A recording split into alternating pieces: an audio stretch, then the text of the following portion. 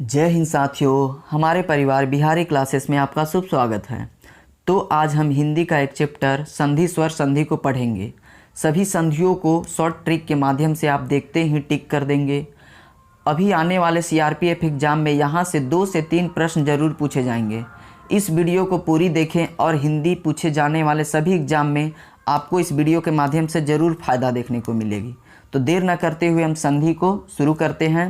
सबसे पहले हम संधि के समझने की कोशिश करते हैं। संधि होता क्या है? तो संधि की परिभाषा किन्हीं 2 वर्णों के आपसी मेल से जो विकार उत्पन्न होती है उसे हम संधि कहते हैं। कहने का मतलब यह है कि 2 वर्णों के मेल से जो शब्द बनता है उसे हम संधि कहते हैं, और 2 शब्दों के मेल से जो शब्द बनता है उसे हम समास कहते हैं। यह दोनों अंतर समास और संधि में याद रखिएगा। संधि का हम कुछ उदाहरण देख लेते हैं। जैसे देव जोड़ आलय, देव जोड़ आलय मिलाकर देवालय हो जाएगा, यह संधि का उदाहरण है। नर जोड़ इंद्र, यहाँ पे नर और इंद्र मिलाकर नरेंद्र हो जाएगा, इसे ध्यान रखेंगे। और आगे हम देखते हैं दोस्तों संधि के प्रकार। संधि के कुल 3 प्रकार होते हैं। सबसे पहले स्वर संधि, उसके बाद व्यंजन संधि और तीसरा विसर्ग संधि है। एग्जामिनर हमेशा स्वर संधि से बनने वाले सभी एग्जाम्पल को और संधि विच्छेदों को पूछता है। तो हम सबसे पहले स्वर संधि को परिभाषा समझ लेते हैं। 2 स्वरों के मेल से उत्पन्न विकार स्वर संधि कहलाता है। क्या कह रहा है कि 2 स्वर जब मिलते हैं तो संधि बनते हैं, इसे याद रखेंगे। अब आगे बढ़ते हैं दोस्तों। स्वर संधि के भेद। स्वर संधि के कुल 5 भेद होते हैं। सबसे पहला दीर्घ संधि, दूसरा गुण संधि, तीसरा वृद्धि संधि, चौथा यन संधि और लास्ट 5वां अयादि संधि। दीर्घ गुण वृद्धि यन अयादि, यह याद रखिएगा। सबसे पहले हम दीर्घ संधि को समझते हैं। दीर्घ संधि किसे कहते हैं? दीर्घ कहने का मतलब होता है कि बड़ा होता है दीर्घ। दीर्घ संधि के परिभाषा 2 समान स्वर मिलाकर दीर्घ हो जाते हैं। जब 2 समान स्वर मिलते हैं तो वह दीर्घ बनते हैं। तो दीर्घ संधि एग्जामिनर पूछता है हमेशा, कुछ उदाहरण दे दिया होता है कि यह कौन सा संधि है, दीर्घ है, गुण है, वृद्धि है, या अन्य है या अयादि है। तो इसमें से हमें पता करना होता है कि कौन से संधि इसमें प्रयुक्त हुआ है। तो इसे पहचानने का हम शॉर्ट ट्रिक बता देते हैं कि किस तरह से हम एग्जाम में देखकर बहुत जल्दी से क्वेश्चन को टेकल करेंगे। तो दीर्घ संधि कहने का मतलब कि बड़ा। अब बड़ा क्या होता है? जिस शब्द के बीच में बड़ी आ की मात्रा, बड़ी ई की मात्रा और बड़ी ऊ की मात्रा लगा हो, वह संधि शब्द दीर्घ संधि का उदाहरण हो जाएगा। सबसे पहले हम देखते हैं मत जोड़ अनुसार। तो यह शब्द, यह दोनों मिलाकर मतानुसार बन रहा है। तो मतानुसार में बड़ा आ की मात्रा है, ता में देख लेते हैं। देव जोड़ आगमन, देव जोड़ आगमन मिलाकर देवागमन हो गया है। यहाँ पे व में बड़ा आ की मात्रा है तो देवागमन हो गया। और कुछ एग्जाम्पल हम दीर्घ संधि के देख लेते हैं साथियों। परीक्षा जोड़ अर्थी, परीक्षा जोड़ अर्थी मिलाकर परीक्षार्थी हो गया। यहाँ पे देख सकते हैं परी में बड़ी ई की मात्रा हो गया। महाजोड़ आत्मा, महाजोड़ आत्मा मिलाकर महात्मा हो गया। हा में आ की मात्रा लगा हुआ है। इति जोड़ इयु, इतियु या ई की मात्रा बड़ी हो गया। तो हरि जोड़ ईस, हरीश भी यहाँ पे हम देख सकते हैं कि ई यहाँ पे लगा हुआ है। मही जोड़ इंद्र, यहाँ पे महेंद्र इस तरह से हो जाएगा। तो यहाँ पे भी बड़ी ई की मात्रा लगा हुआ है जो दीर्घ संधि का उदाहरण है। नारी जोड़ ईश्वर, नारीश्वर, यहाँ पे आप देख सकते हैं दीर्घ संधि का। भानु जोड़ उदय, तो भानुदय, यहाँ पे बड़ी ऊ की मात्रा है। वधु जोड़ उत्सव, यहाँ पे भी बड़ी ऊ की मात्रा है, वधुत्सव हो जाएगा इसका। वधु जोड़ उर्मी, वधुर्मी, यहाँ पे भी बड़ी ऊ की मात्रा है। तो यह सभी एग्जाम्पल दीर्घ संधि के होते हैं। तो दीर्घ कहने का मतलब यह याद रखेगा, जिस शब्द के बीच में आ का मात्रा दिख जाए, बड़ी ई की मात्रा दिख जाए और बड़ी ऊ की मात्रा दिख जाए, वह एग्जाम्पल दीर्घ संधि का हो जाएगा। यहाँ पे आगे हम देखते हैं दोस्तों गुण संधि। गुण संधि का एक एग्जाम्पल है जो हमेशा एग्जामिनर स्टूडेंट को फंसाने के लिए पूछता है। ऋषि से बनने वाले जितने भी एग्जाम्पल आएंगे वह गुण संधि के उदाहरण हो जाएंगे। जैसे कि देव जोड़ ऋषि, तो देवर्षि, देवर्षि, सप्तर्षि, राजर्षि, महर्षि, यह सभी गुण संधि के उदाहरण हैं। आगे कुछ हम देख लेते हैं गुण संधि के ट्रिक। इसे पहचानने के लिए हम शब्द के बीच में ए एवं ओ आता है। कहने का मतलब है कि एक डंडी के ऊपर ए की मात्रा आ जाए तो यह गुण संधि का उदाहरण हो जाएगा। हम देख लेते हैं कुछ एग्जाम्पल दोस्तों। नरेंद्र, यहाँ पे एक ए की मात्रा हो जा रहा है। नरेश, यहाँ पे ए की मात्रा हो रहा है। डंडी के ऊपर एक लाइन आ रहा है तो गुण संधि का उदाहरण हो जाएगा। महेश, परोपकार, एक ही ए की मात्रा ऊपर आ रहा है। जलोर्मी, महोदय, महोर्मी, यह सभी एग्जाम्पल गुण संधि का उदाहरण है। तो यहाँ से यह पता चलता है कि गुण संधि का एग्जामिनर अगर पूछेगा गुण संधि का एग्जाम्पल कौन सा है, तो शब्द में हम यह ध्यान रखेंगे कि कौन सी शब्द के बीच में ए की मात्रा है, तो वह गुण संधि का उदाहरण हो जाएगा। आगे देखते हैं साथियों, वृद्धि संधि। तो गुण में हमने देखा कि एक लाइन के ऊपर एक ए की मात्रा होती है। उसी तरह वृद्धि यानी कि बढ़ गया, वृद्धि जब हो जाती है तो एक लाइन के ऊपर ए की मात्रा हो जाएगी, तो वृद्धि हो गई। तो वृद्धि संधि के लिए हम देखेंगे कि जिस शब्द के बीच में डबल ए की मात्रा हो, ए की मात्रा बने, तो उसे हम वृद्धि संधि के एग्जाम्पल रखेंगे। जैसे कि एकैक, यहाँ पे भी दो ए की मात्रा हो जा रहा है। सदैव, यहाँ पे भी दो लाइन आ जा रहा है। वनौषधि, यह भी वृद्धि संधि का है। महोषध, तथैव, महोज, महेश्वर्य, दंतोष्ट, यह सभी एग्जाम्पल वृद्धि संधि का है। तो हमने ध्यान रखा। यहाँ पे एक बार रिवीजन कर लेते हैं।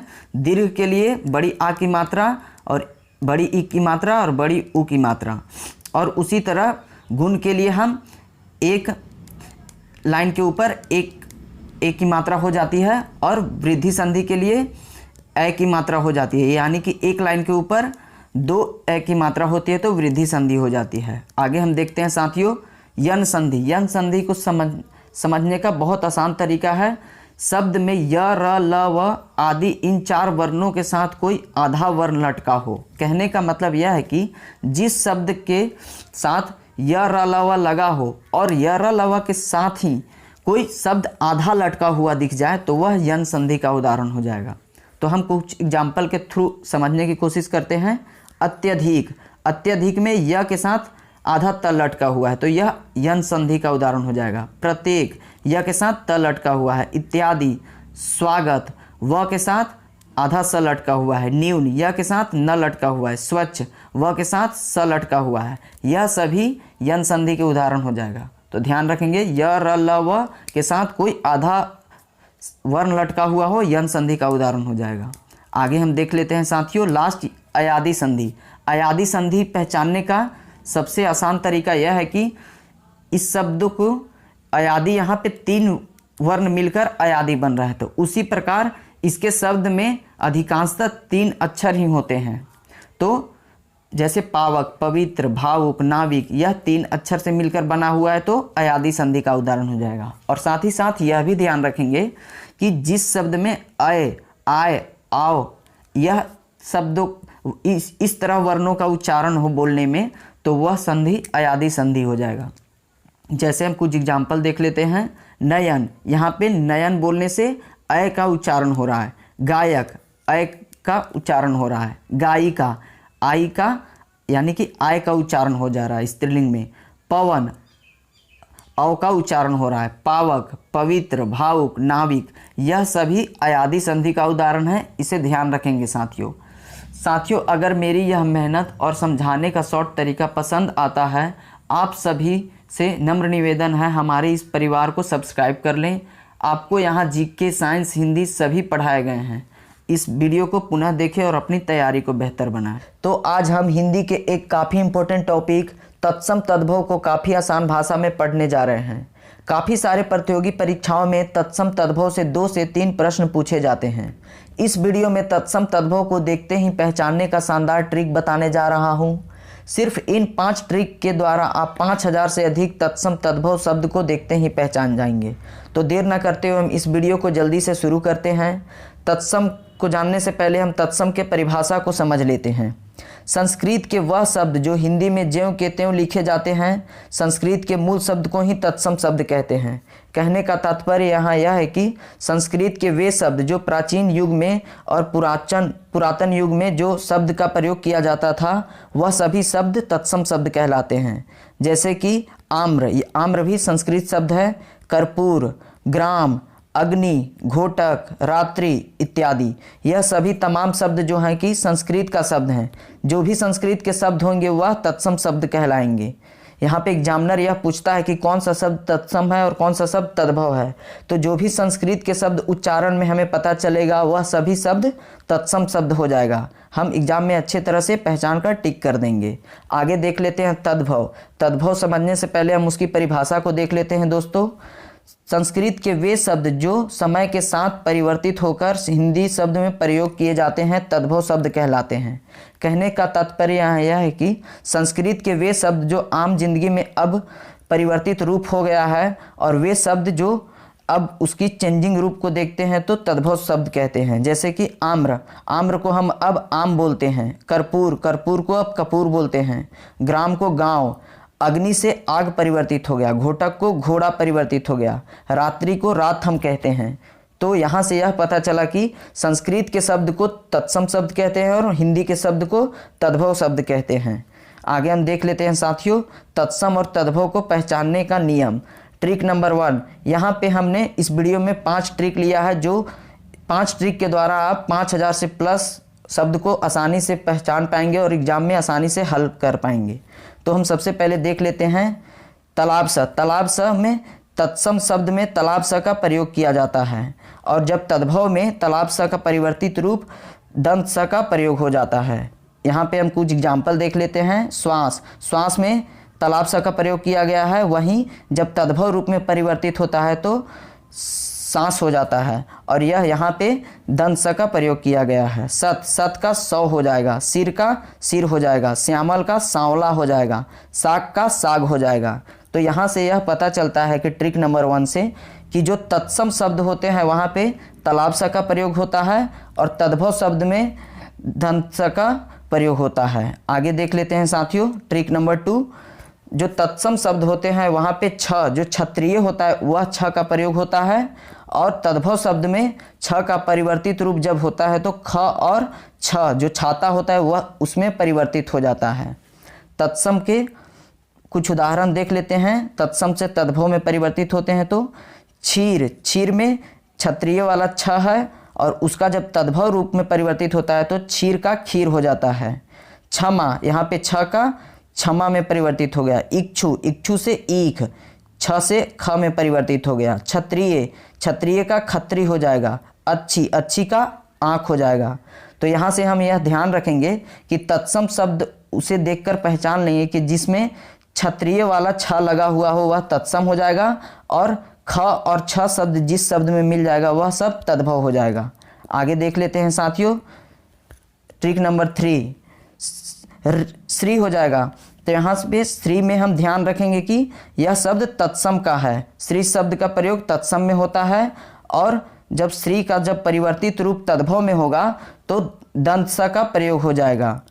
तो हम यहाँ कुछ एग्जाम्पल समझ लेते हैं। श्रृंगार, श्रृंगार का श्रृंगार तद्भव रूप हो जाएगा।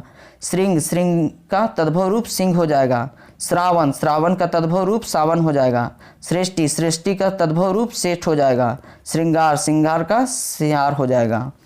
तो यहाँ पे यह ध्यान रखेंगे कि जो भी श्री का शब्द का प्रयोग हो जाएगा तो वह तत्सम में हो जाएगा और स, दंत स का प्रयोग तद्भव रूप में हो जाएगा। तो हम आगे बढ़ते हैं साथियों ट्रिक नंबर 4, तत्सम। तत्सम में व का प्रयोग होता है और वही जब तत्सम से तद्भव में परिवर्तित होता है तो ब में परिवर्तित हो जाता है। तो इसका कुछ एग्जाम्पल समझ लेते हैं। वक, वक को हम जब परिवर्तित तद्भव में करेंगे तो बगुला हो जाएगा। वेदना, वेदना का वेदना हो जाएगा। विद्युत, विद्युत का बिजली हो जाएगा। वन का वन हो जाएगा और वत्स का बच्चा हो जाएगा। यानी कहने का मतलब यहाँ यह पता चलता है कि तत्सम का व जो होता है वो तद्भव में ब में परिवर्तित हो जाता है। साथियों हमारा यह कंटेंट और यह समझाने का तरीका आपको पसंद आती है तो आप हमारे इस छोटी सी चैनल से जुड़ सकते हैं। विश्वास दिलाता हूँ आपके तैयारी में हमारा काफ़ी मदद होगा, यह हमारा वीडियो आपके लिए रामबाण साबित होगा। तो आगे हम देखते हैं साथियों ट्रिक नंबर 5। यहाँ पे यह ध्यान रखेंगे कि तत्सम के कुछ अक्षर हैं जिसके द्वारा हम यह पता कर सकते हैं कि कौन सा शब्द तत्सम है। तो जो छ होता है क्षत्रिय वाला, वह सभी शब्द जो होंगे वो तत्सम शब्द के उदाहरण होंगे, जैसे नक्षत्र, शिक्षक, लक्ष्य, उपेक्षा। यहाँ पे क्षत्रिय वाला छ है, क्षत्रिय, यह सभी शब्द तत्सम के शब्द हैं। और तत्सम में हम यह देखेंगे कि जो त्र होता है, आधा र, यह सभी वर्ण जिस शब्द में मिलेंगे वह तत्सम शब्द हो जाएंगे। जैसे छात्र, यहाँ पे त्र है, ग्रीष्म, ग्रीष्म में आधा र है, चित्रकार, यहाँ पे त्र है, ग्राहक, ग्राहक में आधा र है, चंद्र, आधा र है। तो यह सभी शब्द जो हो जाएंगे तत्सम के शब्द हो जाएंगे। तत्सम में री लगा हुआ होता है, तो री हो जाएगा, ऋषि जो होता है वह तत्सम का शब्द है। जैसे कृपया, कृपया में री लगा हुआ है, पृष्ठ, पृष्ठ में आधा प्री में री लगा हुआ है। तो यह सभी शब्द तत्सम शब्द हो जाएंगे। तो आज हम हिंदी का एक महत्वपूर्ण टॉपिक वाच्य को पढ़ेंगे। कर्तृवाच्य, कर्मवाच्य एवं भाववाच्य पहचानने के लिए एग्जाम में दे दिया जाता है। साथियों, इस वीडियो में सिर्फ 3 शानदार ट्रिक के द्वारा आप एग्जाम में आए हुए इस टॉपिक के सारे प्रश्न को बहुत आसानी से हल कर लेंगे। साथियों, आने वाले CRPF exam, BSF, Agniveer, UP police, Bihar दरोगा एवं सभी प्रतियोगी परीक्षाओं के लिए यह वीडियो रामबाण साबित होगा।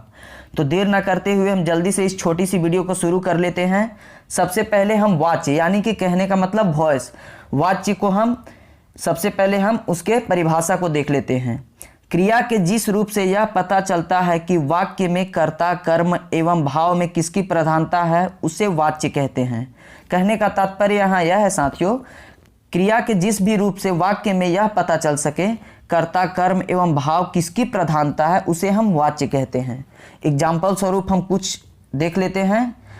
श्वेता हंसती है, श्वेता के द्वारा खिलाया गया, श्वेता से नहीं पढ़ा जाता है। यह सभी एग्जाम्पल वाच्य के उदाहरण हैं। आगे देख लेते हैं इसको आसानी से पढ़ने के लिए, समझने के लिए। वाच्य के मुख्य 3 भेद होते हैं। एग्जाम में पूछा जाता है वाच्य कितने प्रकार के होते हैं, तो 3 प्रकार हमारा राइट आंसर हो जाएगा। वाच्य के प्रकार देखते हैं कौन कौन से होते हैं। तो कर्तृवाच्य, कर्मवाच्य एवं भाववाच्य, यह तीनों वाच्य के प्रकार हैं। कर्तृवाच्य को पहचानने के लिए आसान तरीका यह है कि कर्ता उसे कहते हैं जब हम वाक्य में कौन करके प्रश्न पूछते हैं। राम ने खाना खाया, तो किसने खाना खाया, कौन खाया, तो राम ने खाना खाया, तो वहाँ कर्ता हमारा पता चल जाएगा। तो कर्ता के साथ जब ने कारक या शून्य कारक लगा हुआ हो तो वह वाक्य कर्तृवाच्य का हो जाएगा। आगे हम आसानी से देखेंगे। उसके बाद कर्मवाच्य को देख लेते हैं। तो कर्ता के साथ जब के द्वारा लगा हुआ हो और जब कर्ता वाक्य में निर्जीव हो उसे कर्मवाच्य कहेंगे। आगे देखते हैं तीसरा भाववाच्य को। जब कर्ता के साथ से कारक और वाक्य नकारात्मक हो यानी नहीं लगा हुआ तो वह आसानी से हम पहचान लेंगे कि वह भाववाच्य हो जाएगा। आगे देख लेते हैं। कर्तृवाच्य को हम विस्तार ढंग से पढ़ते हैं। यह ट्रिक नंबर 1 है जिससे कि बहुत सारे वाक्य को हम आसानी से पहचान लेंगे कौन सा वाक्य कर्तृवाच्य है।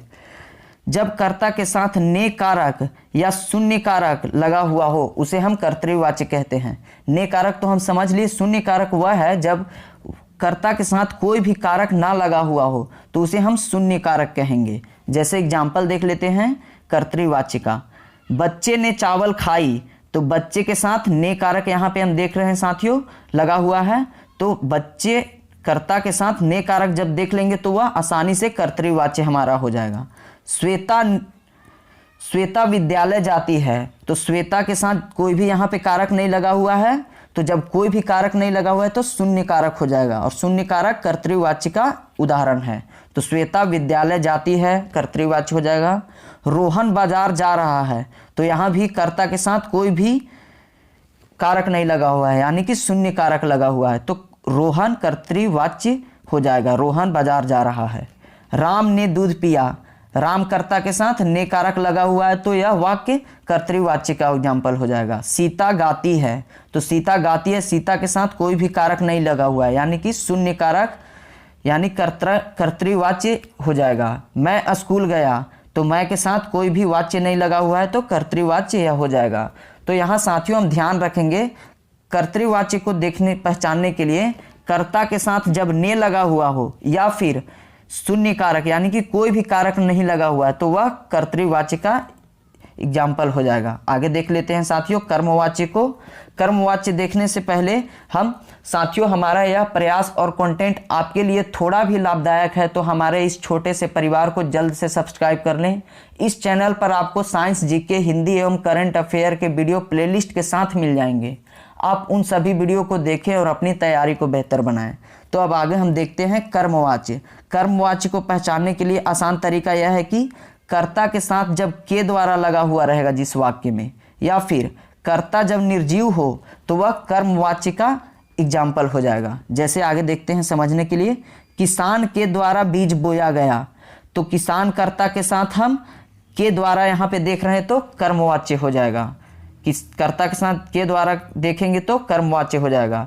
नाव चल रही है, नाव के साथ यहाँ पे हमें यह बोध हो रहा है कि नाव एक निर्जीव वस्तु है, तो निर्जीव वस्तु कर्ता जब होगा तो कर्मवाच्य होगा। साथ ही साथ यहाँ ध्यान रखेंगे, नाव चल रही है यानी कि नाव किसी के द्वारा ही तो चलाई जाएगी ना, वह सजीव वस्तु होगा नाव चलाने वाला।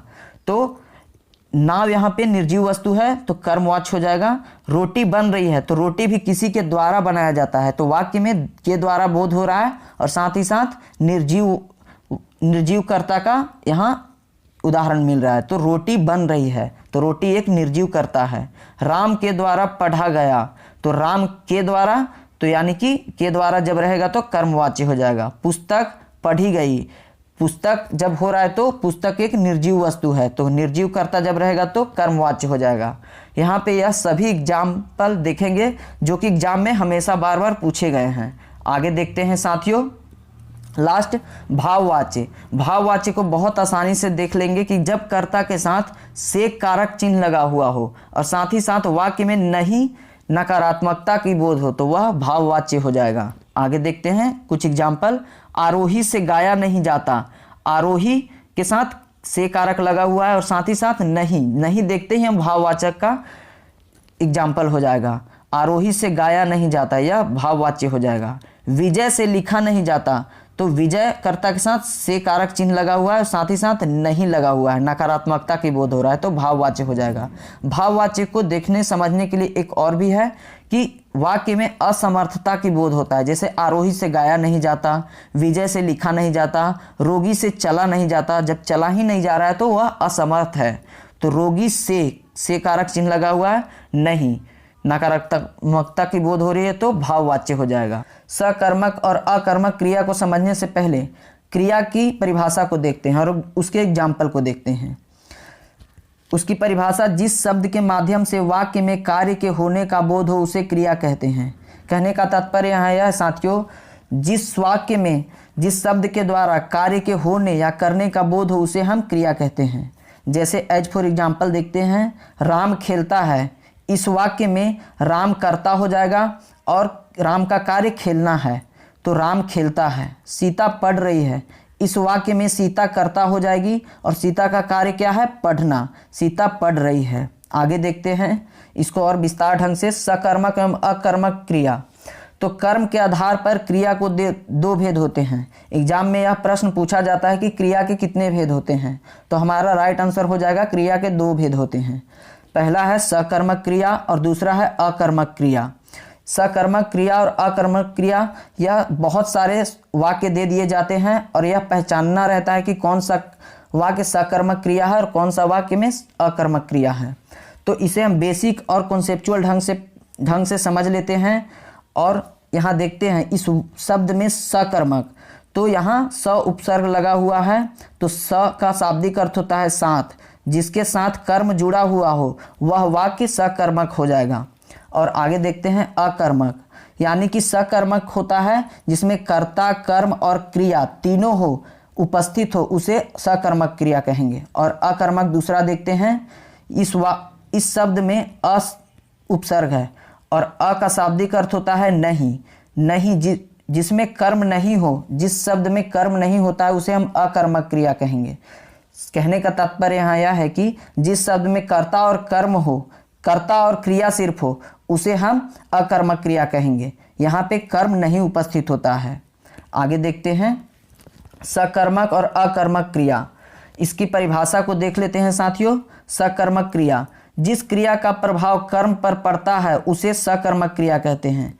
कहने का तात्पर्य यहाँ यह है दोस्तों, जिस वाक्य में क्रिया का प्रभाव सीधे कर्म के ऊपर पड़ता हो उसे हम सकर्मक कहते हैं। सकर्मक यानी कि कर्म उपस्थित हो उस वाक्य में, तो वह सकर्मक क्रिया हो जाएगा। अकर्मक, जिस क्रिया का प्रभाव कर्म पर ना पड़कर कर्ता पर पड़ता हो उसे अकर्मक क्रिया कहेंगे। जिस भी वाक्य में क्रिया का प्रभाव कर्ता पे ना पड़ के डायरेक्ट कर्ता के ऊपर पड़ता है उसे हम अकर्मक क्रिया कहेंगे। अकर्मक क्रिया में कर्ता और क्रिया सिर्फ होते हैं, इसे ध्यान रखेंगे साथियों। सकर्मक क्रिया पहचानने का नियम, इसको हम ट्रिक के द्वारा बहुत आसानी से बहुत सारे वाक्यों को आसानी से बता पाएंगे कि कौन सा वाक्य सकर्मक क्रिया का है और कौन सा वाक्य अकर्मक क्रिया का है।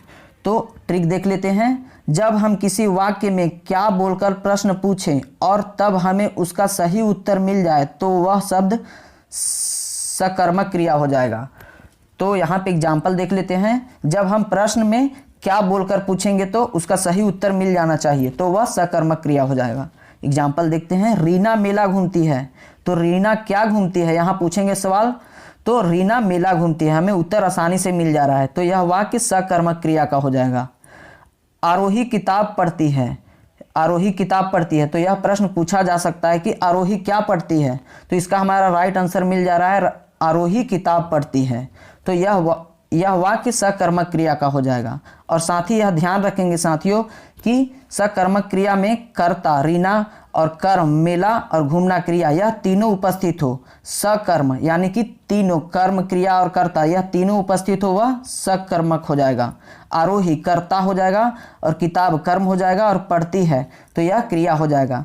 तो यहाँ पे सकर्मक का उदाहरण हो जाएगा। आगे देख लेते हैं दोस्तों सकर्मक क्रिया के उदाहरण। यहाँ पे आगे बढ़ने से पहले साथियों हमारा यह समझाने का तरीका और आपके लिए किया गया प्रयास आपको थोड़ा भी लाभ पहुंचाती है तो आप जल्द से हमारे चैनल को सब्सक्राइब कर लें। हमारा यह चैनल काफ़ी छोटा है परंतु आपके लिए किया गया मेहनत और कंटेंट आपको बहुत लाभ देगी। आगे देखते हैं साथियों अकर्मक क्रिया के उदाहरण, सकर्मक क्रिया के उदाहरण। हमने सकर्मक क्रिया को ट्रिक के द्वारा अच्छे से समझ लिया है। अब उसके एग्जाम्पल को कुछ देख लेते हैं। लाला जी ने केला खाया, तो यहाँ पे लाला हमारा कर्ता हो जाएगा लाला जी और केला हो जाएगा कर्म और खाया क्रिया हो जाएगा।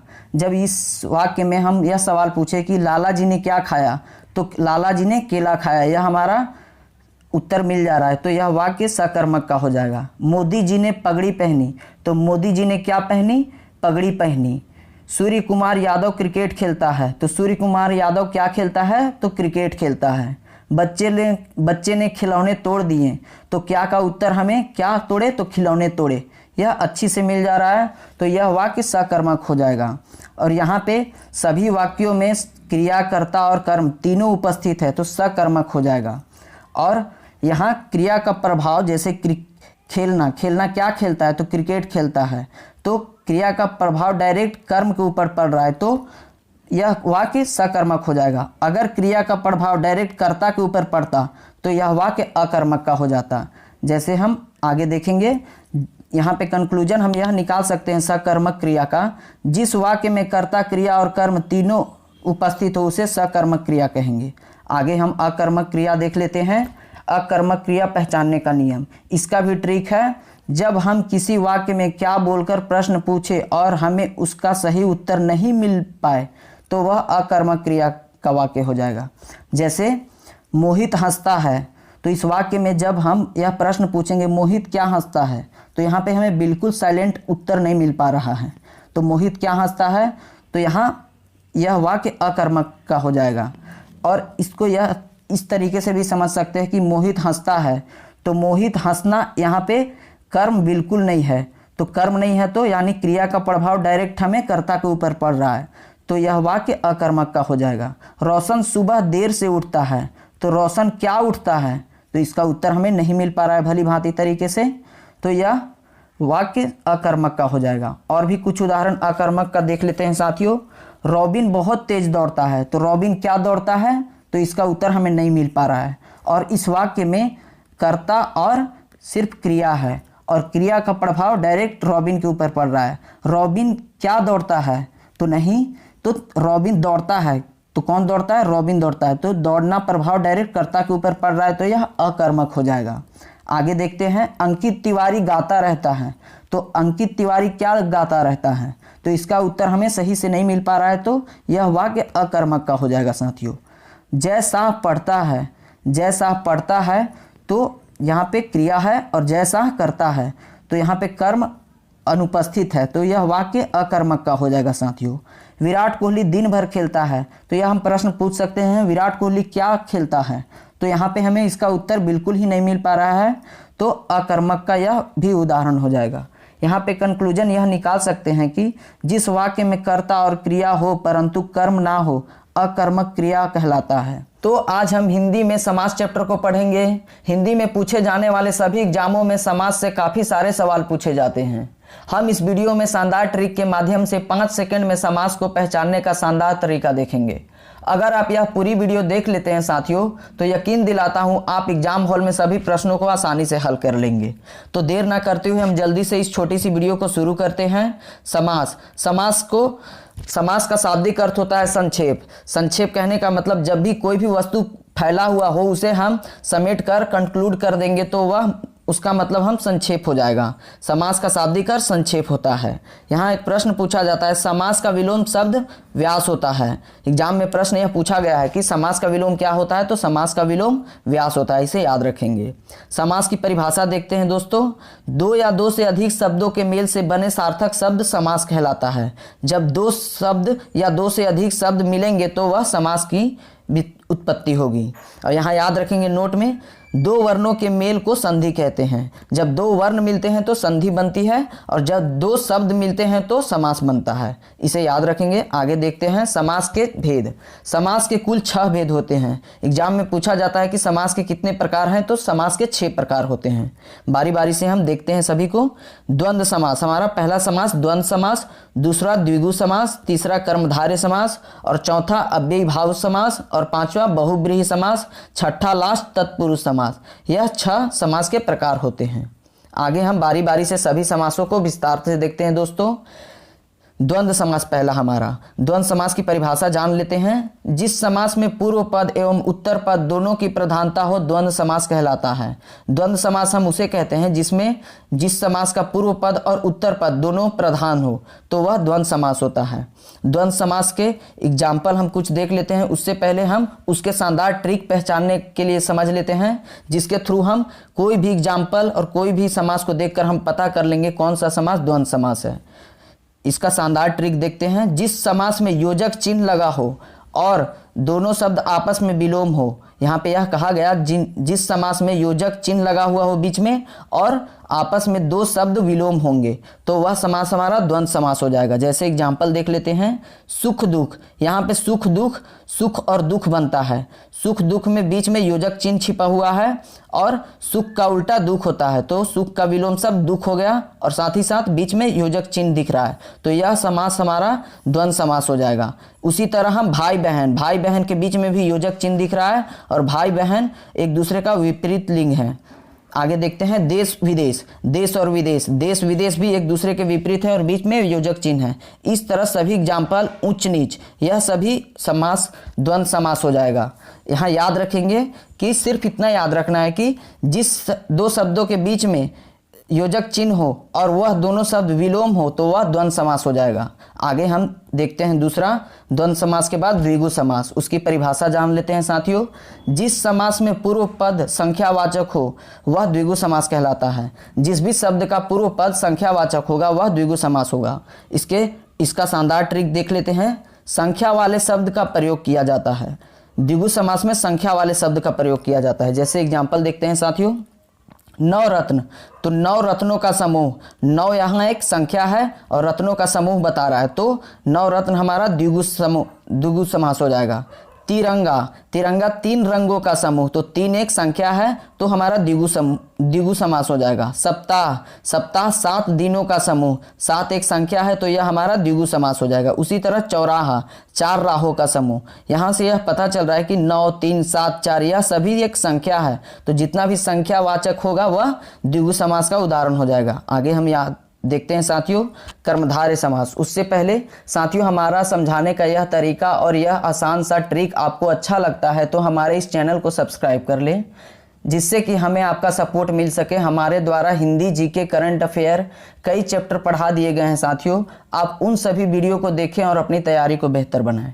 उसके बाद हम अब देखते हैं कर्मधारय समास। कर्मधारय समास को देखने से पहले उसकी परिभाषा को जान लेते हैं।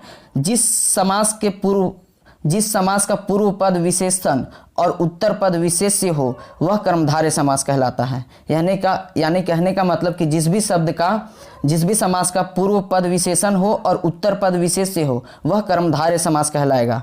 इसको हम ट्रिक के माध्यम से समझने की कोशिश करते हैं। जो समास किसी का गुण विशेषता बताए और जिसे विग्रह करने के मध्य में है जो और के समान शब्द आते हैं वह कर्मधारय समास का उदाहरण हो जाएगा। जैसे कि हम देखते हैं एग्जाम्पल, नील कमल, यहाँ पे इसका विग्रह करेंगे तो नीला है जो कमल हो जाएगा। तो नीला है जो कमल, यहाँ पे है जो शब्द बीच में दिख रहा है, तो बीच में जब है जो शब्द दिखे, के समान शब्द दिखे तो यह हमारा कर्मधारय समास का उदाहरण हो जाएगा। और साथ ही साथ यहाँ पे गुण विशेषता बता रहा है, किसका? कमल का विशेषता बता रहा है। कमल कैसा है? तो नीला रंग का कमल है, तो नीला की विशेषता कमल की विशेषता नीला है, तो यह विशेष विशेषण की जिसने उपमा उपमेय हो तो यह कर्मधारय समास हो जाएगा। और बीच में है जो और के समान शब्द दिखे तो यह हमारा कर्मधारय समास हो जाएगा। यहाँ पे हम अगला देखते हैं चंद्रमुखी, चंद्र के समान मुख वाली, तो के समान यहाँ पे दिख रहा है तो हमारा कर्मधारय हो जाएगा। चंद्र के समान मुख वाली चंद्रमुखी हो जाएगा। महापुरुष, महान है जो पुरुष, है जो यहाँ पे दिख रहा है तो हम देखते ही कर्मधारय समास टिक कर देंगे। तो यहाँ पुरुष की विशेषता क्या है कि वह महान है। उसी तरह मृगनयनी, मृगनयन, तो मृग के समान नयन, नयन की विशेषता क्या है? वह मृग की समान दिख रहा है नयन, तो यह हमारा कर्मधारय समास का उदाहरण हो जाएगा। तो यहाँ से याद रखेंगे साथियों, सिर्फ इतना याद रखना है कि गुण और विशेषता किसी भी वस्तु का बताए तो वह कर्मधारय समास हो जाएगा। और साथ ही साथ बीच में जब विग्रह करेंगे तो है जो और के समान शब्द आएगा तो वह हमारा कर्मधारय समास का उदाहरण हो जाएगा। यहाँ पे हम इसे समझ लिए। अब अगला देखते हैं अव्ययीभाव समास। उसका उदाहरण देखते हैं साथियों। जिस समास का प्रथम पद प्रधान हो अव्ययीभाव समास कहलाता है। जिस शब्द का प्रथम पहला पद प्रधान हो वह अव्ययीभाव समास कहलाता है। उसे हम ट्रिक के माध्यम से समझने की कोशिश करते हैं। ट्रिक अव्ययीभाव का यह है कि प्रथम पद छोटा होगा और उपसर्ग होगा, वह जितना भी एग्जाम्पल हो जाएगा वह अव्ययीभाव समास का हो जाएगा। जैसे एग्जाम्पल देखते हैं, प्रतिदिन, यहाँ पे प्रति प्लस दिन, प्रति जोड़ दिन इसका विग्रह करने के बाद हो रहा है, तो प्रति एक उपसर्ग है और प्रथम पद प्रति है, यह छोटा है। और उसके बाद देखते हैं आजन्म, आजन्म में यहाँ पे आजन्म, यहाँ आ एक उपसर्ग दिख रहा है और जन्म से छोटा आ है, तो प्रथम पद छोटा होगा और उपसर्ग होगा, तो यह हमारा अव्ययीभाव समास हो जाएगा। उसके बाद देखते हैं हाथों हाथ, यहाँ पे योजक चिन्ह है और साथ ही साथ जब एक ही शब्द का रिपीटेशन हो और योजक चिन्ह हो तो वो सब भी एग्जाम्पल अव्ययीभाव का हो जाएगा। जैसे और देखते हैं रातों रात, रात जोड़ रात, उसे हम रातों रात कहते हैं। रातों रात में योजक चिन्ह छुपा हुआ है और रात और रात उसका हो जाएगा, तो यह भी अव्ययीभाव समास याद रखेंगे। यहाँ पे 2 तरह का हो जाएगा अव्ययीभाव समास। पहला देखेंगे कि जिसको विग्रह करने के बाद उपसर्ग हो, पहला पद उपसर्ग हो और पहला पद प्रधान हो और साथ ही साथ योजक चिन्ह छिपा हुआ हो और दोनों समान शब्द दिखता हो, तो वह अव्ययीभाव समास हो जाएगा। आगे हम देखते हैं 5वां बहुब्रीहि समास। यह काफी आसान है दोस्तों, इसका परिभाषा देख लेते हैं। जिस समास से किसी तीसरे पद की प्रधानता हो उसे हम बहुब्रीहि समास कहते हैं। जिस भी समास में तीसरे पद की प्रधानता हमें दिखे तो वह बहुब्रीहि समास हो जाएगा। ट्रिक इसका देखते हैं। सबसे पहले विग्रह करने पर तीसरा अर्थ निकलता है। जब हम उस शब्द को तोड़ेंगे, विग्रह करेंगे तो वह तीसरा अर्थ हमें देगा। तो उसको एग्जाम्पल कुछ देखते हैं। दशानन, 10 मुख है जिनके, अर्थात रावण के 10 मुख थे, तो दशानन यहाँ पे हमारा बहुव्रीहि समास हो जाएगा। यहाँ पे 10 मुख है जिनके, यानी तीसरा अर्थ दे रहा है कि रावण था वो, तो हमें बहुव्रीहि समास हो जाएगा। लंबोदर, लंबा है जिनका उदर, अर्थात गणेश जी का उदर लंबा था, तो यह हमें तीसरा अर्थ दे रहा है। तीसरा पद यहाँ पे प्रधान दिख रहा है। नीलकंठ, नील है, नीला कंठ है जिनका, अर्थात शिव जी का नीला कंठ था, तो शिव जी यहाँ पे तीसरा पद हो जाएंगे। तो तीसरा पद जहाँ प्रधानता दिखे वह बहुव्रीहि समास हो जाएगा। पीताम्बर, पीत अंबर है जिनका, अर्थात कृष्णा जी, यह सभी एग्जाम्पल बहुव्रीहि समास का हो जाएगा। बस इतना याद रखना है कि जिस भी शब्द का विग्रह करने के बाद वह तीसरा अर्थ निकाल कर देता हो, वह सभी शब्द बहुव्रीहि समास का उदाहरण हो जाएगा। आगे देखते हैं अब लास्ट तत्पुरुष समास। यहाँ परिभाषा समझ लेते हैं। जिस समास में दूसरा पद प्रधान हो तत्पुरुष समास कहलाता है। जिस शब्द का दूसरा पद प्रधान हो जिस समास का, उसे हम तत्पुरुष समास कहते हैं। यहाँ याद रखेंगे, इसका ट्रिक देख लेते हैं। जिस समास में कारक चिन्ह का लोप हो, कारक चिन्ह जिस भी शब्द में कारक चिन्ह छिपा हुआ दिख जाए उसे हम तत्पुरुष समास कहते हैं। तत्पुरुष समास के 6 भेद होते हैं। एग्जाम में पूछा जाता है कि तत्पुरुष समास के कितने भेद होते हैं, तो 6 भेद होते हैं। बारी बारी से हम सभी तत्पुरुष समास को देखते हैं और उसके एग्जाम्पल से समझने की कोशिश करते हैं। पहला है कर्म तत्पुरुष। कर्म तत्पुरुष का विभक्ति कारक चिन्ह को होता है। कर्म को, कारक के विभक्ति होता है ना, कर्म को, तो वह कर्म कारक का विभक्ति को होता है। जिस भी शब्द में को चिन्ह लोप दिखे वह हमारा तत्पुरुष समास हो जाएगा अर्थ निकालने के बाद। जैसे एग्जाम्पल से समझते हैं अब। रथ चालक, यहाँ पे इसको जब हम विग्रह करेंगे तो रथ को चलाने वाला, उसे हम रथ चालक कहते हैं। तो रथ को चलाने वाला, यहाँ पे को कारक हमें दिख रहा है, तो यह हमारा कर्म तत्पुरुष हो जाएगा। आगे देखते हैं चिड़ी मार, तो चिड़ियों को मारने वाला, तो चिड़ियों को में को कारक दिख रहा है, तो यह हमारा तत्पुरुष कर्म तत्पुरुष हो जाएगा। उसी तरह हम अब दूसरा देखते हैं करण तत्पुरुष। करण तत्पुरुष में कारक चिन्ह से लगा हुआ रहता है, से कारक चिन्ह करण तत्पुरुष का हो जाएगा। उसका एग्जाम्पल देखते हैं साथियों। करुणापूर्ण, करुणा से पूर्ण, यहाँ पे हमारा से कारक चिन्ह दिख रहा है, तो करुणापूर्ण जब इसको हम विग्रह करेंगे तो करुणा से पूर्ण हो जाएगा, तो से कारक चिन्ह दिखते ही हम करण तत्पुरुष बोलेंगे। अगला है मन चाहा, मन से चाहा, यह हमारा से कारक चिन्ह यहाँ पे दिख रहा है, तो ये मन चाहा भी हमारा करण तत्पुरुष हो जाएगा। आगे देखते हैं और भी तत्पुरुष को। तीसरा है संप्रदान तत्पुरुष। इसका कारक चिन्ह होता है के लिए, संप्रदान के लिए कारक चिन्ह होगा। इसका एग्जाम्पल देखते हैं। गौशाला, गौ के लिए शाला, गौ के लिए जो शाला होता है उसे हम गौशाला कहते हैं, तो गौ के लिए कारक चिन्ह दिख रहा है, तो हमारा यह संप्रदान तत्पुरुष का उदाहरण हो जाएगा। परीक्षा भवन, परीक्षा के लिए भवन, यहाँ पे के लिए हमारा कारक चिन्ह दिख रहा है, तो यह हमारा संप्रदान तत्पुरुष हो जाएगा। अगला देखते हैं चौथा अपादान तत्पुरुष। अपादान यानी कि जुदाई, यानी कोई भी चीज आपसे दूर हो रहा है या आपसे छीन रहा है तो वह जुदाई हो जाएगा, अपादान तत्पुरुष। जैसे एग्जाम्पल देखते हैं। अपादान तत्पुरुष का कारक चिन्ह से होता है। एग्जाम्पल धनहीन, धन से हीन, यानी कि धन उसके पास नहीं रहा अब, तो धन से हीन, से यहाँ पे हमारा कारक चिन्ह दिख रहा है, तो अपादान हमारा तत्पुरुष हो जाएगा। ऋण मुक्त, ऋण से मुक्त, से यहाँ पे कारक चिन्ह दिख रहा है, तो यह हमारा अपादान तत्पुरुष हो जाएगा। उसी तरह हम आगे देखते हैं संबंध तत्पुरुष। संबंध तत्पुरुष पांचवा है, जिसका कारक चिन्ह होता है का, के, की, यह सभी संबंध तत्पुरुष के कारक चिन्ह हैं। उसका एग्जाम्पल देख लेते हैं। राजपुत्र, राजा का पुत्र, उसे हम राजपुत्र कहते हैं। राजा का पुत्र, यहाँ का कारक चिन्ह दिख रहा है, तो यह संबंध तत्पुरुष हो जाएगा। उसी तरह शिवालय, शिव का आलय, तो संबंध तत्पुरुष में का, के, की कहीं पे भी बीच में विग्रह करने के बाद दिख जाए वह हमारा संबंध तत्पुरुष हो जाएगा। अगला देखते हैं छठा अधिकरण तत्पुरुष। अधिकरण की कारक चिन्ह होता है में पर, तो यहाँ एग्जाम्पल द्वारा आप समझते हैं।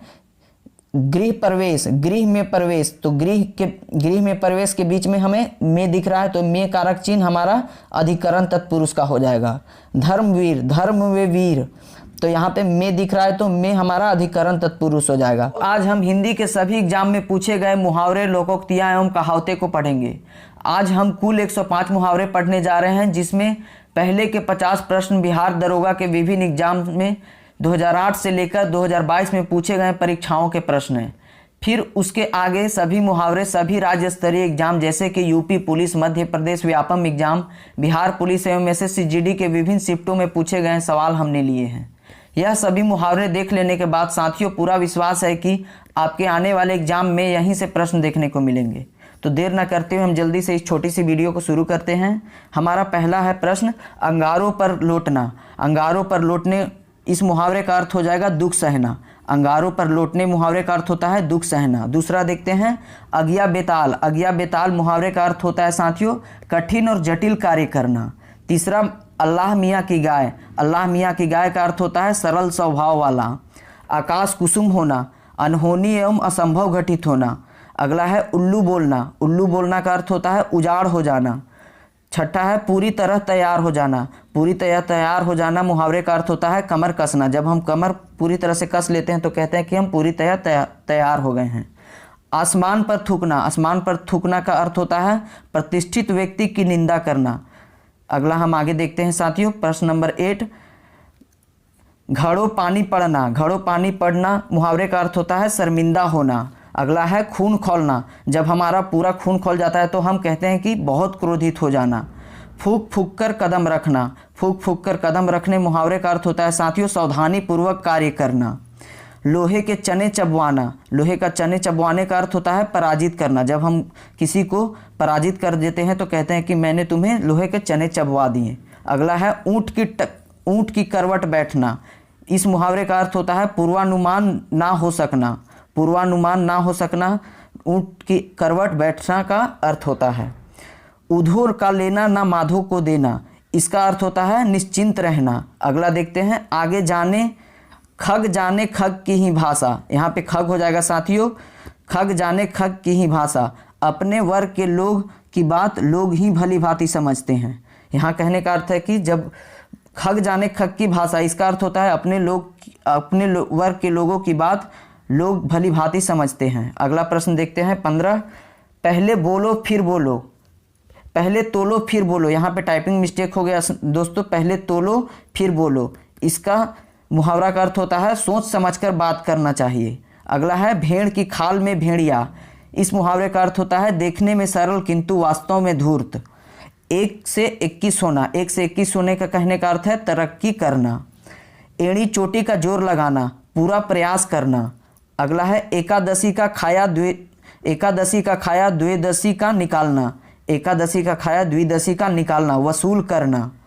पॉकेट गर्म करना, घूस देना। अगला है कलेक्टर का साला, ऊंची पहुंच वाला। जब ऊंची पहुंच वाला व्यक्ति रहता है उसे हम कलेक्टर का साला कहते हैं। अगला देखते हैं कलम कसाई। कलम कसाई मुहावरे का अर्थ हो जाएगा साथियों कठोर लिखने वाला। यह सभी प्रश्न बिहार एसआई में पूछा गया है दोस्तों। साथियों आपके लिए जुटाए गए सभी कंटेंट और हमारी मेहनत आपको अच्छी लगती है तो हमारे चैनल को सब्सक्राइब कर लें। हमारा चैनल काफ़ी छोटा है साथियों, परंतु आपको विश्वास दिलाता हूँ हमसे जुड़कर आपको ज़रूर लाभ होगी। अगला प्रश्न देखते हैं 23, कलेजा थाम कर रोना। इसका मुहावरे का अर्थ होता है बहुत दुखी होकर रोना। कलेजा थाम कर रोना का अर्थ होगा बहुत दुखी होकर रोना। आटे दाल का भाव मालूम होना। इसका अर्थ हो जाता है अनेक प्रकार के कष्टों का अनुभव होना। जिसको आटे दाल का भाव अनुभव है उसे कहेंगे अनेक प्रकार के कष्टों का अनुभव जिसे हो गया है। अगला है कोल्हू का बैल होना। इसका मुहावरे का अर्थ हो जाएगा बहुत परिश्रम करने वाला। कोल्हू का गाय उसे कहते हैं जो बहुत ज़्यादा परिश्रम करता है। खाला का घर, आसान काम। चौकड़ी भूल जाना। चौकड़ी भूल जाने मुहावरे का अर्थ होता है रास्ते का पता ना चलना। अंगारों पर पैर रखना, जोखिम मोल लेना।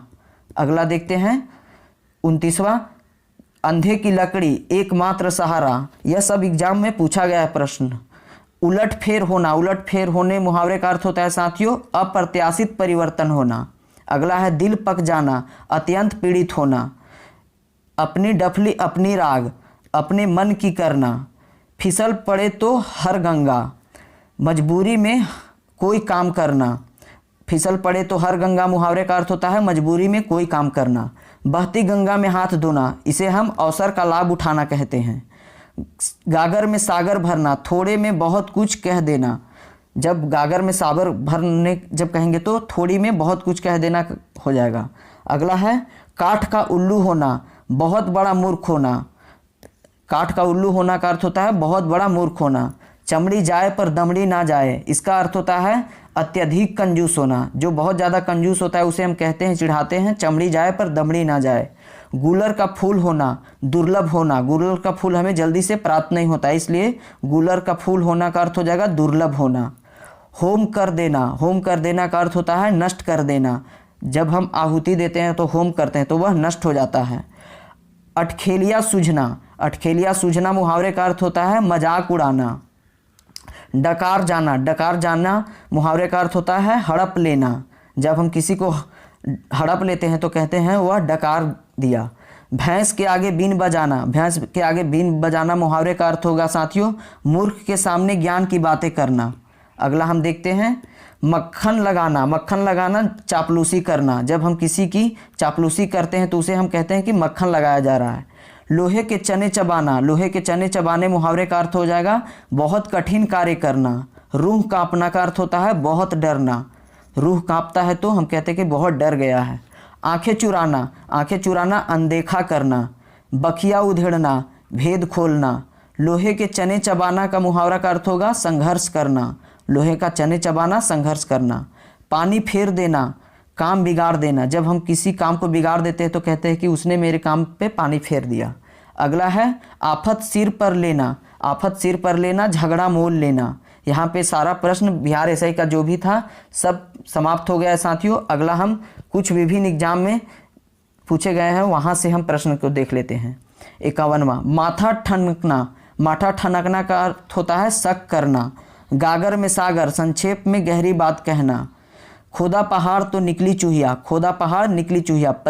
परिश्रम अधिक फल कम, जब परिश्रम हम अधिक करते हैं और फल की प्राप्ति कम होती है तो कहा जाता है खोदा पहाड़ और निकली चूहिया। आंखें ठंडी होना, आंखें ठंडी होने का अर्थ होता है इच्छा पूरी होना। आंखें नीली पीली करना, नाराज होना। ओठ चाटना, स्वाद का इच्छुक होना। जब हम स्वाद के लिए इच्छुक होते हैं तो कहते हैं कि ओठ चाटना। 57वां है कान खोलना, सावधान करना। कान पकड़ना, प्रतिज्ञा करना। साथियों यही सब एग्जाम में प्रश्न आने वाले में पूछे जाएंगे, इसलिए इस वीडियो को पूरी ध्यानपूर्वक देखें। 59 है खून खोलना, खून खोलना का अर्थ होता है गुस्सा करना या गुस्सा आना। आसमान पर चढ़ाना, खूब प्रशंसा करना। जब हम किसी की खूब प्रशंसा करते हैं तो वह कहता है कि आसमान पर मत चढ़ाओ। पानी में आग लगना, पानी में आग लगाना। असंभव कार्य को संभव कर देना। जब हम किसी असंभव कार्य को संभव कर देते हैं तो कहते हैं कि पानी में आग लगा दिया। आसमान की बातें करना, बहुत ऊंचा। डिंग हाँकना, अपनी बड़ी बड़ाई करना। जो अपनी खूब तारीफ करती है तो उसे हम कहते हैं कि डिंग हाँक रहा है। हाथ का मैल होना, तो हाथ का मैल का अर्थ होता है तुच्छ वस्तु। डोरे डालना, डोरे डालने मतलब कि प्रेम में फंसाना। डोरे डालना, प्रेम में फंसाना। पत्थर का लकीर मुहावरे का अर्थ हो जाएगा अमीट होना। जो मिटता नहीं है उसे हम अमीट कहते हैं, वह पत्थर की लकीर कहलाता है।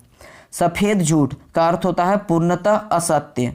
जो पूरी तरह से झूठ बोल रहा है उसे हम सफ़ेद झूठ कहते हैं, पूर्णतः असत्य। उड़ती चिड़िया का पंख गिनना, अनुभव होना। अनुभव व्यक्ति उड़ती चिड़िया का पंख गिन लेता है। चिकना घड़ा होना, चिकना घड़ा होना का अर्थ होता है निर्लज होना। तलवार की धार पर चलना, तलवार की धार पर चलने मुहावरे का अर्थ हो जाएगा कठिन कार्य करना।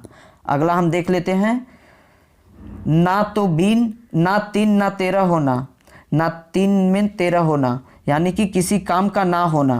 गुड़ गोबर करना, गुड़ गोबर करना का अर्थ हो जाएगा बनाया काम बिगाड़ना। कूप मंडूक होना, कूप मंडूक होना मुहावरे का अर्थ हो जाएगा अत्यंत सीमित ज्ञान। आगे देखते हैं आँखों का चर्बी छाना, आँखों पर चर्बी छाना का अर्थ होता है अभिमान करना। जो बहुत ज़्यादा घमंड दिखाता है उसे कहते हैं कि आँखों पे चर्बी चढ़ गया है। पानी ना मांगना, पानी ना मांगना यानी कि अर्थ होता है तत्काल मर जाना। 19-20 होना, इसका अर्थ होता है बहुत कम अंतर होना। 19-20 का अंतर है तो कहते हैं कि बहुत कम अंतर है। कान पर कच्चा होना, कान पर कच्चा होना सुनी बात पर विश्वास करना। जो सुनी बात पर विश्वास कर लेता है उसे हम कहते हैं कान का कच्चा होना। पापड़ बेलना, मुसीबत उठाना। उलट फेर होना, परिवर्तन होना। ठिकरा फूटना, किसी के सर झूठा दोष लगाना। किसी के सर हम झूठा दोष लगा देंगे तो कहेंगे कि ठिकरा फोड़ दिया मेरे ऊपर। अपना उल्लू सीधा करना, अपना काम निकालना। जो अपना काम निकालता है उसे कहते हैं कि अपना उल्लू सीधा कर लिया तुमने। अंगूठा दिखाना, इनकार करना। खूब खून पानी होना, कोई असर ना होना। जब खून पानी हो जाता है तो कोई असर नहीं होता है। द्रौपदी का चीर, कभी समाप्त ना होना। द्रौपदी का जब चीर हरण हो रहा था तो उनका वस्त्र कभी समाप्ति नहीं हो रहा था। अगला देखते हैं, ईमान बेचना। ईमान बेचना मुहावरे का अर्थ हो जाएगा साथियों अपना कर्तव्य से हट जाना। आड़े इस समय पर काम आना, मुसीबत में सहायक होना। आग में घी डालना, किसी के क्रोध को भड़काना। यह सभी प्रश्न पूछा गया है, इसलिए यह सभी प्रश्नों को याद कर लेंगे। अंधेर नगरी का अर्थ होता है अन्याय की जगह। अपने पैर पर कुल्हाड़ी मारना, अपने पैर पे कुल्हाड़ी मारना का अर्थ हो जाएगा स्वयं अपने को हानि पहुंचाना। अंधों में काना राजा, अज्ञानियों में अल्प ज्ञान वाला का सम्मान होना। जब अज्ञानी लोग के भीड़ है उसमें अल्प ज्ञान, थोड़ा तुच्छ ज्ञान वाला भी व्यक्ति वहाँ का अंधों में काना राजा हो जाएगा। आस्तीन का सांप, कपटी मित्र। जो कपटी मित्र होते हैं उसे हम आस्तीन का सांप कहते हैं। आंखों का तारा होना, बहुत प्यारा होना।